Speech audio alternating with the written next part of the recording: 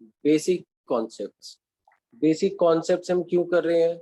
हमारी जो पूरी यूनिट का नाम है वो है नेशनल इनकम, और नेशनल इनकम को ठीक से समझने के लिए, उसको कैलकुलेट करने के लिए सबसे पहले उसके जो बेसिक कॉन्सेप्ट्स हैं उनको समझना ज़रूरी है।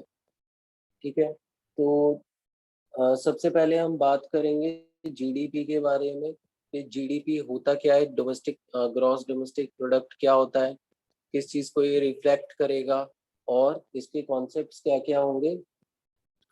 तो सबसे पहले हम बात करेंगे जीडीपी की।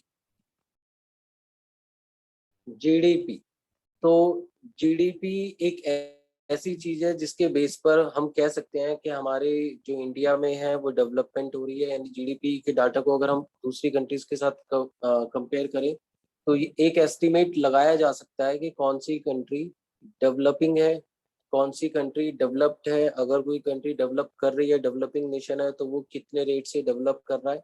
तो जीडीपी एक तरह से इसका एक मेजर ऑफ यूनिट है, एक मेजरमेंट का स्केल है जिसको हम यूज करते हैं कंट्रीज की डेवलपमेंट को मेजर करने के लिए। लेकिन जीडीपी होता क्या है? जीडीपी का नाम भी हमने कई बार सुना है, न्यूज में भी सुनते हैं, हर जगह आजकल जीडीपी बहुत ज्यादा चर्चा में रहती है। तो जीडीपी का मतलब होता है हमारा एक्चुअल में value of goods and services produced in inside the domestic territory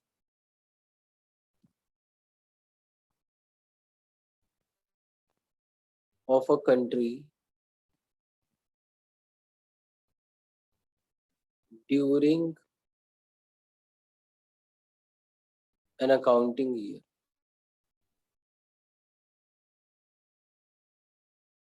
तो जीडीपी का मतलब क्या है? जीडीपी का जो रियल मीनिंग है वो है कि हमने एक साल के अंदर जितने भी गुड्स एंड सर्विसेज प्रोड्यूस किए हैं, बहुत सारे गुड्स हैं इंडिया के अंदर, बहुत टाइप्स ऑफ गुड्स हैं, टाइप्स ऑफ सर्विसेज हैं, जितनी भी ओवरऑल इंडिया के अंदर गुड्स एंड सर्विसेज एक साल में प्रोड्यूस की गई हैं, ठीक है, मैन्युफैक्चर की गई हैं, इसमें हम सेल यूज नहीं कर रहे हैं, इसमें हम मैन्युफैक्चरिंग बेसिस पर जीडीपी कैलकुलेट कर रहे हैं। तो जितनी भी गुड्स एंड सर्विसेज प्रोड्यूस की गई हैं उनकी वैल्यू, उन सबकी वैल्यू को हम ऐड कर देंगे एक साल के अंदर, यानी फाइनेंशियल ईयर के अंदर जो गुड्स एंड सर्विसेज प्रोड्यूस हुए हैं उन सबकी वैल्यू को हम ऐड कर देंगे, तो हमें क्या मिल जाएगा? हमें जीडीपी मिल जाएगी। ठीक है, जीडीपी की फुल फॉर्म क्या होगी? जीडीपी की फुल फॉर्म है ग्रॉस डोमेस्टिक प्रोडक्ट।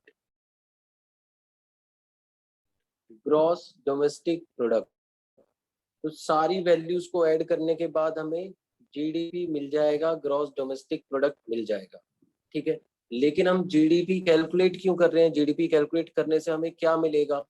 हम एक्चुअल में ये जानना चाहते हैं, हम इसमें क्या कैलकुलेट कर रहे हैं? हम value of goods and services produce, यानी जो इंडिया का प्रोडक्शन है, किसी एक कंपनी या एक प्रोड्यूसर की बात नहीं कर रहे हैं इसमें, किसी एक स्टेट की बात नहीं कर रहे हैं, पूरे इंडिया की बात कर रहे हैं, इंडिया एज अ होल। हमारे जो इंडिया में पूरा प्रोडक्शन है, अगर वो प्रोडक्शन इंक्रीज हो रहा है तो प्रोडक्शन इंक्रीज होने का हमें क्या बेनिफिट मिलेगा? तो सबसे पहले ये समझते हैं, जीडीपी इंक्रीज होने का मतलब, इसके इंक्रीज होने का मतलब कि प्रोडक्शन इंक्रीज हो रहा है।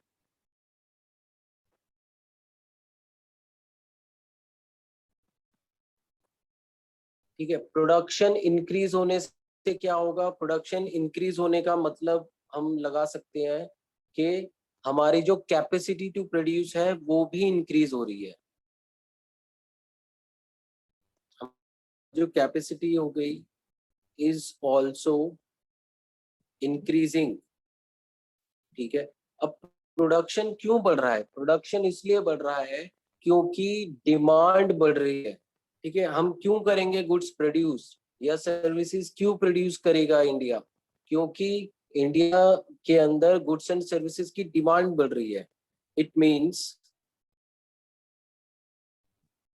Demand of goods and services is increasing, demand बढ़ेगी तभी तो हम प्रोड्यूस करेगा इंडिया, ज्यादा से ज्यादा प्रोड्यूस करेगा, डिमांड नहीं बढ़ेगी तो प्रोडक्शन भी नहीं करेगा। तो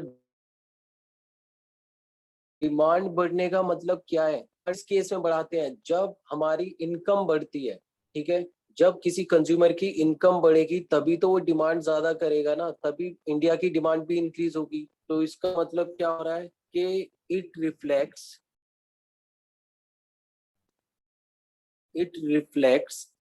that increase it reflects that there is an increase in income of consumers। Consumers demand बढ़ा रहे हैं, इसका मतलब कंज्यूमर्स की अर्निंग्स भी बढ़ रही हैं, उनकी इनकम भी बढ़ रही है, इसीलिए वो ज्यादा डिमांड कर रहे हैं। ज्यादा डिमांड कर रहे हैं इसीलिए जो प्रोड्यूसर्स हैं, मैन्युफैक्चरर्स हैं या इंडिया एज अ होल, हमें ज्यादा प्रोडक्शन करना पड़ रहा है। ठीक है, सर्विसेज के अंदर बेटा सिर्फ कंज्यूमर गुड्स नहीं आते, कैपिटल गुड्स भी आते हैं, इसके अंदर हमारे रोड्स भी आ जाएंगे, इसके अंदर हमारे फ्लैट्स वगैरह, ये जितने भी रेजिडेंशियल प्रॉपर्टी है, कमर्शियल प्रॉपर्टी, सब कुछ आ जाता है गुड्स एंड सर्विसेज के अंदर। तो ज्यादा रोड्स भी बन रहे हैं तो वो भी एक तरह की डेवलपमेंट का साइन है, ज्यादा हाउसेस बन रहे हैं, सबको घर मिल रहे हैं, तो ये भी एक डेवलपमेंट का साइन है। ठीक है, तो जीडीपी बढ़ने का मतलब एक तरह से ओवरऑल डेवलप हो रहा है हमारा इंडिया। तो अगर जीडीपी इंडिया की इंक्रीज होती है तो इसका मतलब क्या होगा, इसका मतलब होगा कि ओवरऑल डेवलपमेंट इंडिया में चल रही है। ठीक है, ओवरऑल डेवलप कर रहा है हमारा इंडिया। अच्छा, अब सिंपल सी चीज है कि इन चार चीजों की वजह से बहुत सारी दूसरी चीजें भी इम्पैक्ट उन पर डलेगा।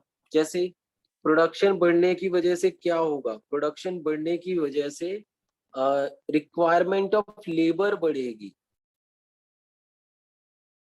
रिक्वायरमेंट ऑफ मैन फोर्स या फिर मैन पावर। ठीक है, रिक्वायरमेंट ऑफ मैन पावर की जरूरत पड़ेगी, रिक्वायरमेंट ऑफ मैन पावर, और इसकी वजह से एम्प्लॉयमेंट जनरेशन भी होगा।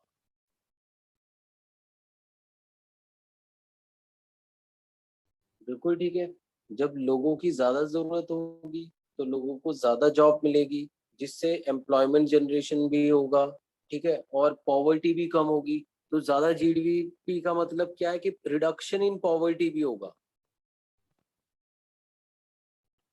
रिडक्शन इन पॉवर्टी के बेनिफिट्स बता सकता है बेटा कोई, पॉवर्टी कम होने से क्या बेनिफिट होगा?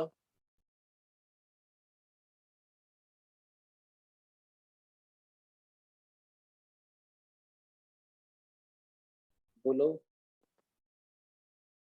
अस्मी, क्या बेनिफिट होगा बेटा पॉवर्टी कम होने से? Sir, good standard of living. हाँ, स्टैंडर्ड ऑफ लिविंग बढ़ेगा। और क्या होगा, जो मेन पॉइंट है, स्टैंडर्ड ऑफ लिविंग भी बोल सकते हैं, यानी improvement in standard of living.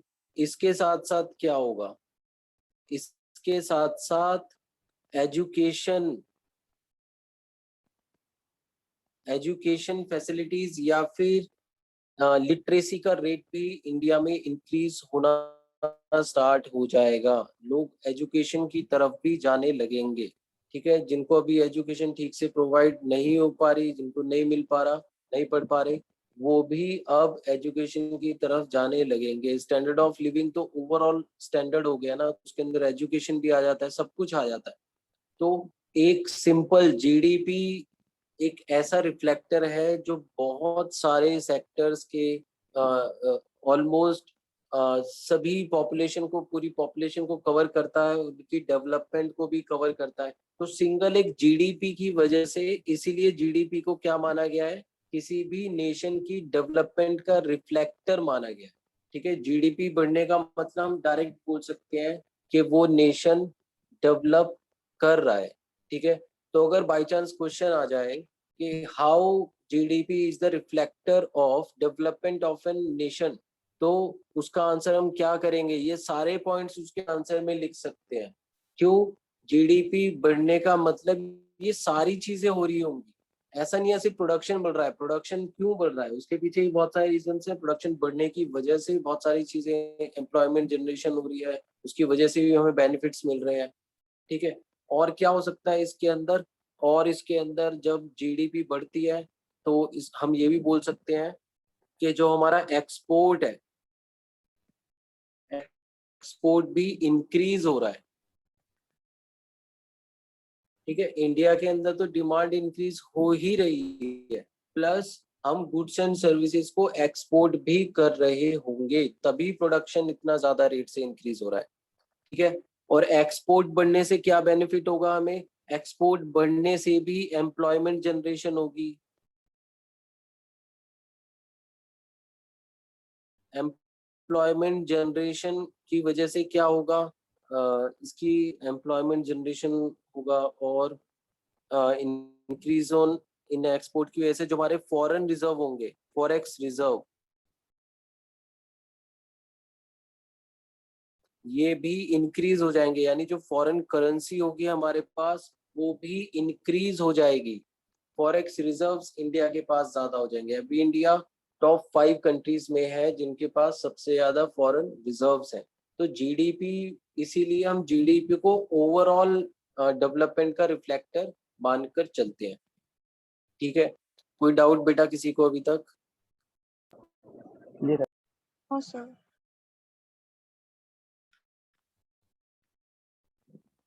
Priyanshi, संयम, वंश, अस्मी, नो मन्नत। Doubt sir. तो ये जो सारी चीजें हम कर रहे हैं ये हमने पहले नहीं की, अब हम ये सारी चीज एक्स्ट्रा भी करके चल रहे हैं। क्यों? जो भी एमसीक्यूज होते हैं वो बेटा इसी नॉलेज के अंदर से बनते हैं, उसमें कोई प्रैक्टिकल क्वेश्चंस नहीं आते हैं, उसमें हमारी ये छोटी छोटी नॉलेज ही टेस्ट की जाती है, ठीक है। तो जो भी मैं एक्स्ट्रा बोलता हूँ, अगर चाहो तो उसको नोट भी कर सकते हो, कोई पॉइंट अच्छा लगता है उसको भी नोट करो, एमसीक्यूज ऐसे ही बनाए जाते हैं। चलो आगे चलते हैं। अब एक बार हम जीडीपी की डेफिनेशन को अच्छे से समझते हैं। तो जीडीपी क्या है? जीडीपी वैल्यू ऑफ गुड्स है,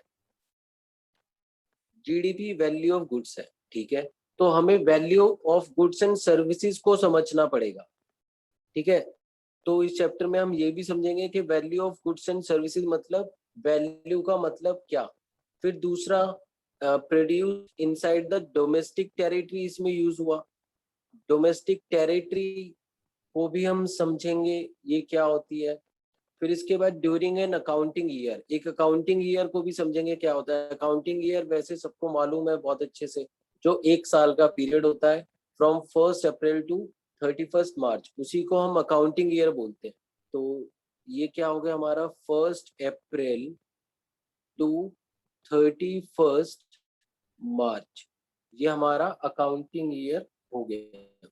चलो आगे चलते हैं। तो हम सेकंड समझेंगे कि डोमेस्टिक टेरिटरी क्या होता है, ठीक है। डोमेस्टिक टेरिटरी क्या होगा?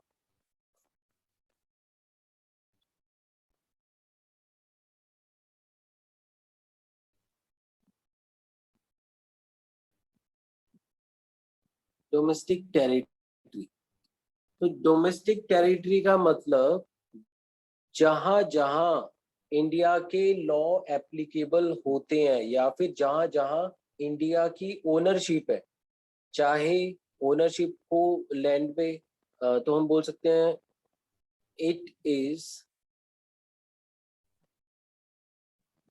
The place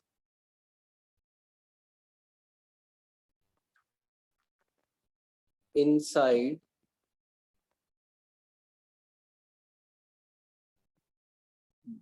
boundaries of a nation. किसी भी कंट्री की जो बाउंड्रीज होती हैं उसके अंदर जो प्लेस है वो क्या है, वो डोमेस्टिक टेरिटरी है। बाउंड्रीज का मतलब बेटा दीवार नहीं लगी होती, बाउंड्रीज का मतलब एक बाउंड्री होती है जो हम अर्थ के ऊपर देखते हैं, यानी बॉर्डर्स हो गए। एक बाउंड्री होती है जो एयर के अंदर होती है।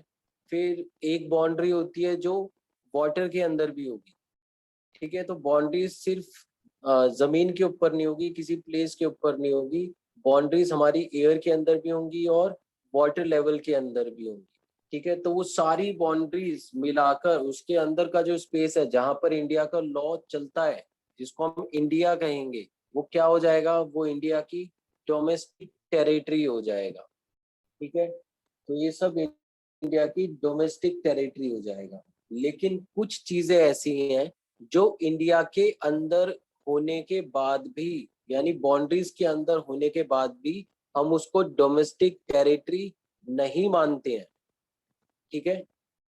तो इसके अंदर हम लिख सकते हैं domestic territory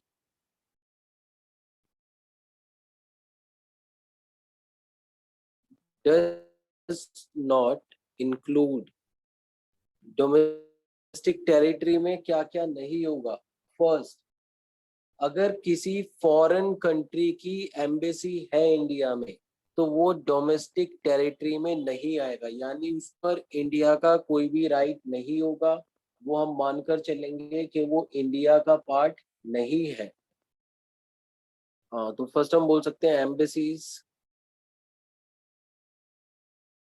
of foreign countries in India.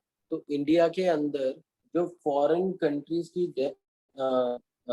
Embassies है, ये सब क्या हो जाएगा, ये सब हम इंडिया के अंदर नहीं है ऐसा मानकर चलेंगे, इसको इंडिया का पार्ट नहीं माना जाएगा। फिर सेकंड हम बोल सकते हैं कि जैसे बड़े बड़े इंस्टीट्यूशन हैं उनके हेडक्वार्टर्स हैं, जैसे WHO और UNO के जो हेडक्वार्टर्स होंगे इंडिया में, उस पे भी इंडिया का लॉ एप्लीकेबल नहीं होगा, यानी वो भी डोमेस्टिक टेरिटरी के पार्ट नहीं होंगे। तो हम बोल सकते हैं कि office office of international organisations, ठीक है। इंटरनेशनल ऑर्गेनाइजेशंस के जितने भी ऑफिस हैं, like WHO oblique UNO etcetera, ये सब ऐसे इंटरनेशनल ऑर्गेनाइजेशंस बहुत सारी होती हैं, उनके अगर उनके इंडिया में ऑफिस है तो वो ऑफिस भी इंडिया की डोमेस्टिक टेरिटरी के अंदर इंक्लूड नहीं होंगे, वो बाहर हो जाएंगे। तो ये दोनों चीजें इंडिया के अंदर है लेकिन फिर भी हम इसको इंडिया का पार्ट नहीं मानेंगे। इसी तरह कुछ चीजें ऐसी हैं जो इंडिया के बाहर है लेकिन फिर भी हम उसको डोमेस्टिक टेरिटरी मानकर चलेंगे, उसको हम एज इन इंडिया ही ट्रीट करेंगे। चलो, तो इसमें बोल सकते हैं हम domestic territory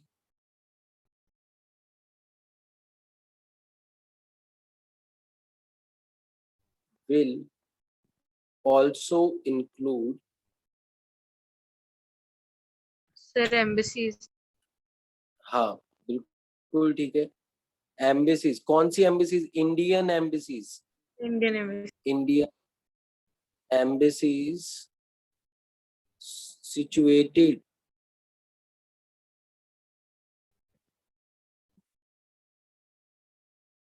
situated in other countries। तो जितनी भी अलग अलग कंट्रीज के अंदर इंडिया की एम्बेसीज हैं, उन सभी एम्बेसीज को हम क्या मानकर चलेंगे, हम इंडिया ही मानकर चलेंगे, ठीक है। हम क्यों कर रहे हैं, हम डोमेस्टिक टेरिटरी क्यों समझ रहे हैं, क्योंकि डोमेस्टिक टेरिटरी के अंदर प्रोडक्शन होगा तभी वो GDP का पार्ट माना जाएगा, नहीं तो हम उसको GDP का पार्ट नहीं मानेंगे, ठीक है। चलो इसमें एग्जांपल्स लेते हैं हम।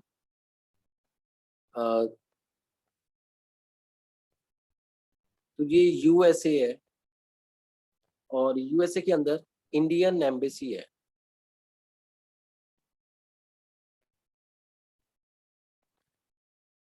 ये इंडियन एम्बेसी।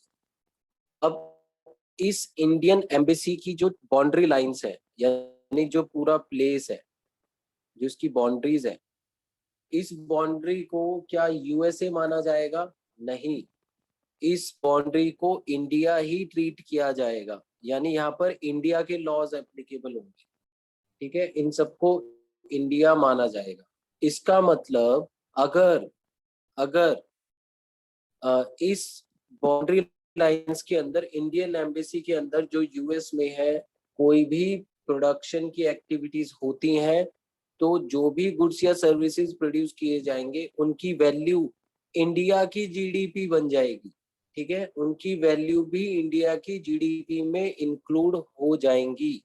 चलो सपोज करो इसमें कि यहाँ हम इंडिया ले लेते हैं, तो ये इंडिया है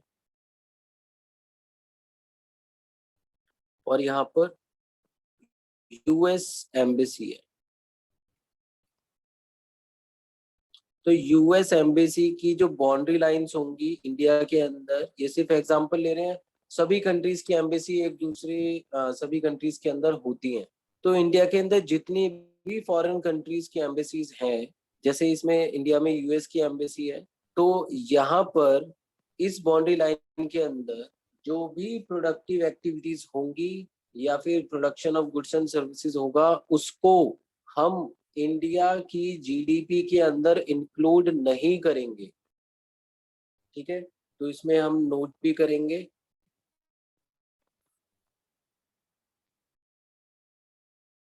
clarification first, first value of goods and services produced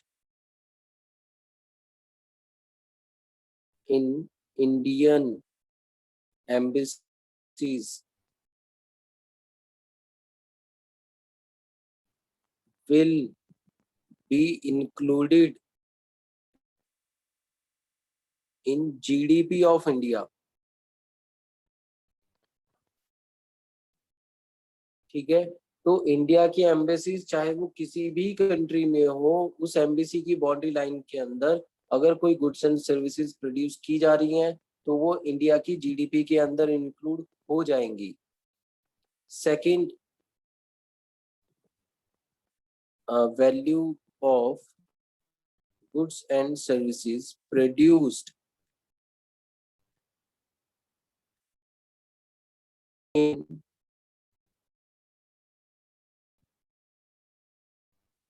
foreign embassies in India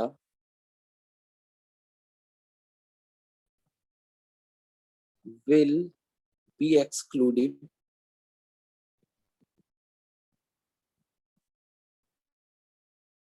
in GDP of India, ठीक है। इसी तरह अगर इंडिया के अंदर जितनी भी फॉरेन एम्बेसीज हैं, अगर उनके अंदर कोई गुड्स एंड सर्विसेज प्रोड्यूस किया जाता है तो उसकी वैल्यू को हम इंडिया की जीडीपी का पार्ट नहीं मानेंगे, इंडिया की जीडीपी से उसको एक्सक्लूड कर दिया जाएगा, यानी उसको हम ऐड ही नहीं करेंगे। तो ये थी बेटा हमारी डोमेस्टिक टेरिटरी, और इसीलिए डोमेस्टिक टेरिटरी को समझना जरूरी था। कोई प्रॉब्लम बेटा, किसी को कोई doubt? No sir. No, sir. Sir. चलो आगे चलते हैं। चलो अब जो हम डिफरेंस करेंगे वो हम डिफरेंस करेंगे जो हमने 11th में भी सीखा हुआ है। हम बात करेंगे गुड्स एंड सर्विसेज के बारे में। क्या डेफिनेशन है हमारी जीडीपी की? जीडीपी की डेफिनेशन है value of goods and services produced inside the domestic territory of a country during an accounting year. तो अब हम गुड्स एंड सर्विसेज के बारे में डिस्कस करने जा रहे हैं, ठीक है, कि गुड्स एंड सर्विसेज क्या होंगी। चलो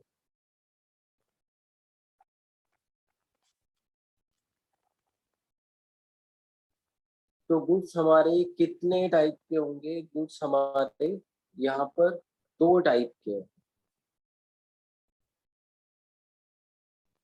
type of goods,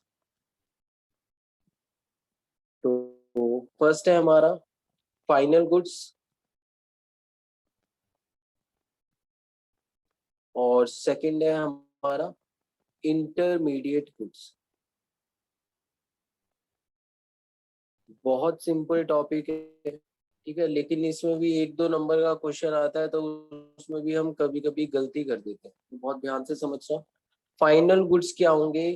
final goods होंगे जिन पर प्रोडक्शन का काम पूरा हो चुका है, अब उनको फर्दर प्रोड्यूस नहीं किया जाएगा, ठीक है। जो भी प्रोडक्शन हो सकता था, पॉसिबल था उसके ऊपर, वो सारा काम कंप्लीट हो चुका है, यानी goods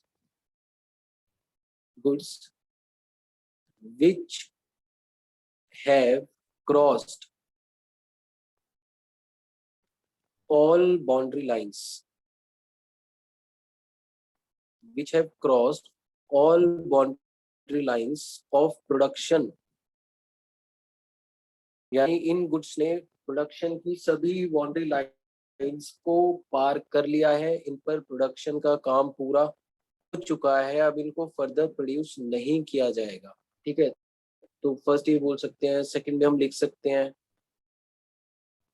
no further production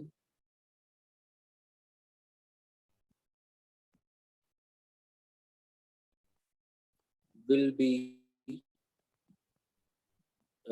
take place, ठीक है। फर्दर प्रोडक्शन नहीं किया जाएगा यानी अब उसको डायरेक्ट सेल किया जाएगा, ठीक है। फर्दर प्रोडक्शन नहीं करने का मतलब अब हम उसको बेचेंगे। चलो अब आते हैं इंटरमीडिएट गुड्स के अंदर। इंटरमीडिएट गुड्स में बोल सकते हैं हम कि अभी तक इन पे पूरी तरह काम नहीं किया गया है, यानी कुछ काम किया गया है या फिर कुछ भी नहीं किया गया, अभी इनमें प्रोडक्शन पॉसिबल है। Goods which have not crossed all boundary lines of production, यानी इनमें अभी और भी कुछ थोड़ा या ज्यादा प्रोडक्शन किया जाएगा, इनको भी फर्दर प्रोड्यूस किया जाएगा। तो इसको हम बोल सकते हैं फर्दर प्रोडक्शन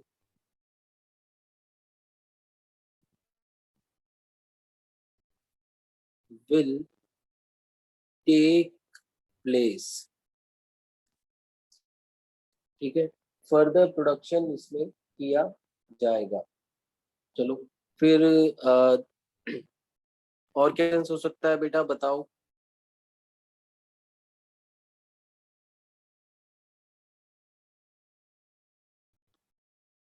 बोलो बेटा, और कोई डिफरेंस बता सकते हो?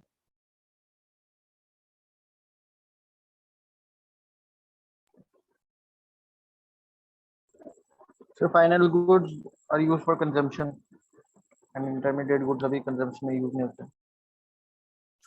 फिर से बोलो संयम।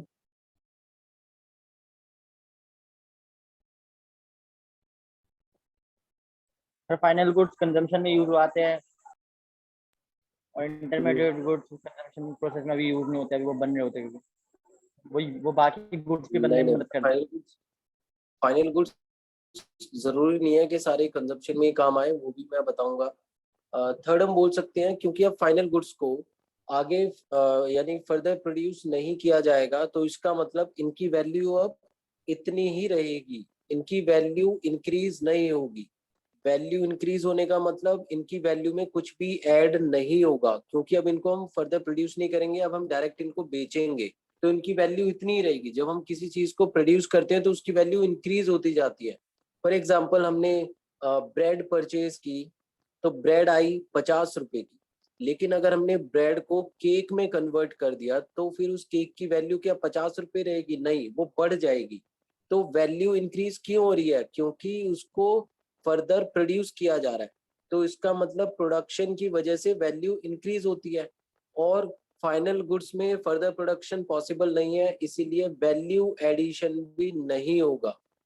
तो हम थर्ड में लिख सकते हैं value addition is not possible. ठीक है, वैल्यू एडिशन पॉसिबल नहीं है। अच्छा, अब क्या इंटरमीडिएट गुड्स को हम फर्दर प्रोड्यूस करेंगे? बिल्कुल करेंगे, इसीलिए वो इंटरमीडिएट है। तो क्या इनमें वैल्यू एडिशन पॉसिबल है? हाँ बिल्कुल, वैल्यू एडिशन तो होगा ही होगा, क्योंकि जब प्रोडक्शन होगा तो उसकी वैल्यू इंक्रीज भी होगी। तो value addition will be done. ठीक है, तो इसमें वैल्यू एडिशन जरूर होगा ही होगा। अब हम इनके एग्जाम्पल की बात करें, तो एग्जाम्पल देख लेते हैं।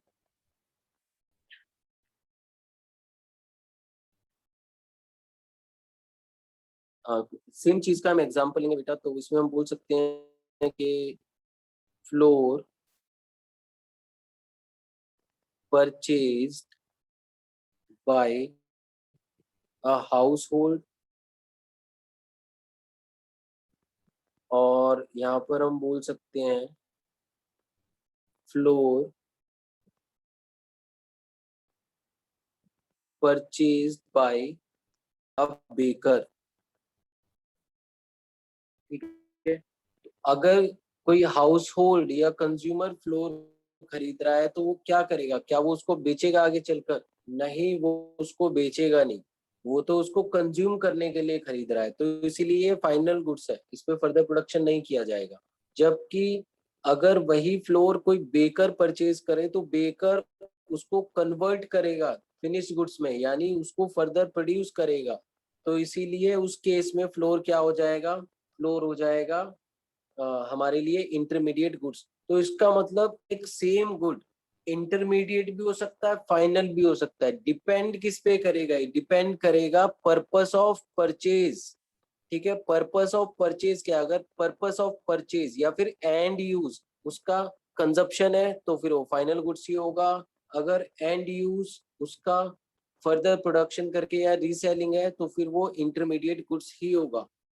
ठीक है, तो हम इसमें नोट्स लिखने स्टार्ट करते हैं। और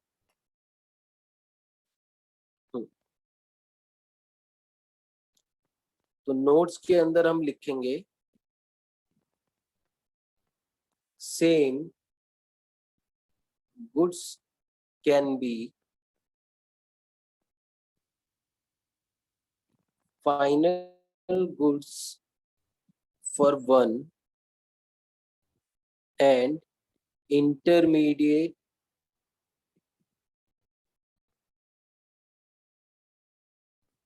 गुड्स फॉर अदर। ठीक है, तो सेम गुड्स किसी के लिए फाइनल हो सकता है, किसी के लिए इंटरमीडिएट गुड्स हो सकता है। डिपेंड किस पे करेगा? It depends on the end use. And use यानी खरीदा किस लिए जा रहा है? ऑन द एंड यूज और पर्पस ऑफ परचेज। ठीक है, किस पे डिपेंड करेगा? एंड यूज यानी खरीदने का पर्पस क्या है, भैया हम उसका करेंगे क्या, या फिर पर्पस ऑफ परचेज। एक चीज और,